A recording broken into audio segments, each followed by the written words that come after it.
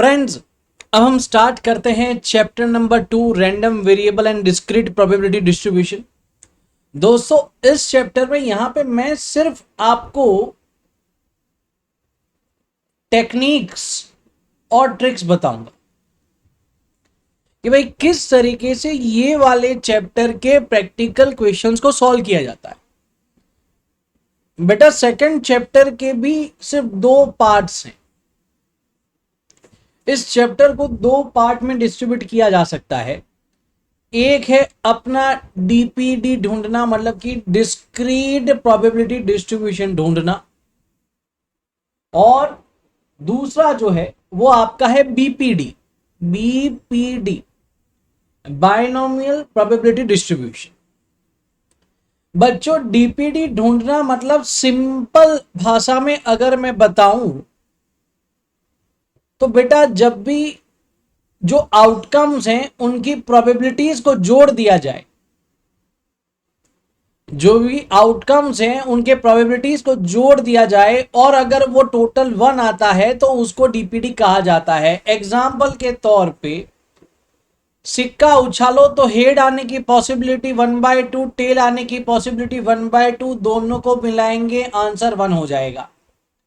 वैसे ही अगर डाइस को उछालेंगे 1/6, 1/6, 1/6, 1/6, 1/6, 1/6, हर एक नंबर की 1/6 आने की पॉसिबिलिटी होती है, आउटकम्स की पॉसिबिलिटी, और उनका टोटल करते हुए 1 आता है तो बेटा उसको डीपीडी बोला जाता है। तो एक तो सिंपल आपको बस यही इस चैप्टर में पहले पार्ट में करने का है। उसके अलावा बच्चों, आपको फाइंड करने का होता है वेरियांस, मीन और वेरियांस। तो बेटा उसके लिए भी आपको कुछ खतरनाक काम करने का नहीं है, बहुत ही सिंपल है।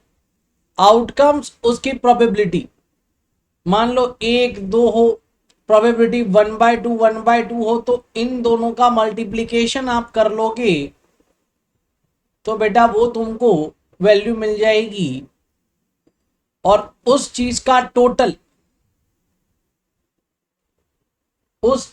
टोटल, यही बेटा आपका हो जाता है मीन।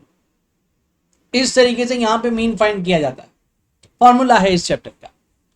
और दोस्तों, एक और चीज आपको चाहिए होती है, x² इंटू px। ध्यान रखो, इसके पूरे का स्क्वायर नहीं है, x², अकेला x का स्क्वायर इंटू px। तो बेटा उसका एक बहुत बढ़िया तरीका है कि आप इनको मल्टीप्लाई कर दो, तो x और x फिर से मल्टीप्लाई हो जाएगा, x² हो ही जाएगा। उस वैल्यू का टोटल आता है सिग्मा x² इंटू px। बस, अब एक वेरियांस फाइंड करने का फॉर्मूला है sigma x² into px minus ये वाला जो है sigma x into px the whole square. बस चैप्टर यहां पे खत्म हो गया, इतना ही करना है, x px x² px, बस चैप्टर खत्म, मतलब डीपीडी का पोर्शन खत्म। उसके बाद बेटा बात आती है बीपीडी की। बीपीडी में आपको सिर्फ और सिर्फ 4 चीजें चाहिए। n total possibility, x requirement of the question, p जो क्वेश्चन दिया है उसके होने की पॉसिबिलिटी, q 1 माइनस p मतलब कि ये ना होने की पॉसिबिलिटी। बस ये 4 चीजें अगर अपने पास है तो बेटा आपका यहां पे बीपीडी मतलब कि अपने इस चैप्टर का दूसरा पार्ट जो है वो खत्म हो जाता है। उसका फॉर्मूला है NCX into P into X into Q into N minus X, मतलब कि टोटल जिसमें से हमें आउटकम चाहिए, मतलब सिलेक्ट कर रहे हो उसमें से कितने खराब सही वो आना चाहिए, वो ये किसी एक चीज की होने की प्रोबेबिलिटी, ये उसी चीज की ना होने की प्रोबेबिलिटी, और ऊपर x और n माइनस एक्स। x मतलब कि होने की प्रोबेबिलिटी अपने पॉजिटिव आउटकम की, और n माइनस एक्स। इतना करोगे तो बेटा मेरे हिसाब से आपका 80% पोर्शन तो यही खत्म हो गया। फिर दोस्तों आप अगर आखिरी पेज पे चले जाओगे, मतलब कि जहां पे हमें फॉर्मूला वगैरह दिया गया होता है वहां पे चले जाओगे, तो बेटा आराम से आपको बीपीडी के फॉर्मूला और उसका मीन कैसे फाइंड करते हैं, एनपी को मल्टीप्लाई कर दो, वेरिएंस कैसे करते हैं, एनपीक्यू को मल्टीप्लाई कर दो, स्टैंडर्ड डेविएशन क्या करते हैं उसका अंडर रूट कर लो, बस खत्म।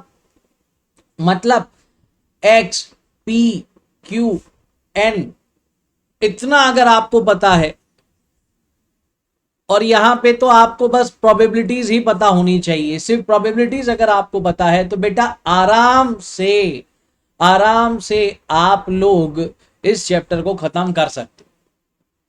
बेटा ये एक इस तरीके का चैप्टर है कि अगर आप इसको फिल्टर करके देखना चाहते हो, इसको एक झटके में खत्म करना चाहते हो, तो आपको बस ये चीज याद में रखनी है, ये चीज दिमाग में रखो, ध्यान में रखो, पूरा चैप्टर आपका सॉल्व हो जाएगा।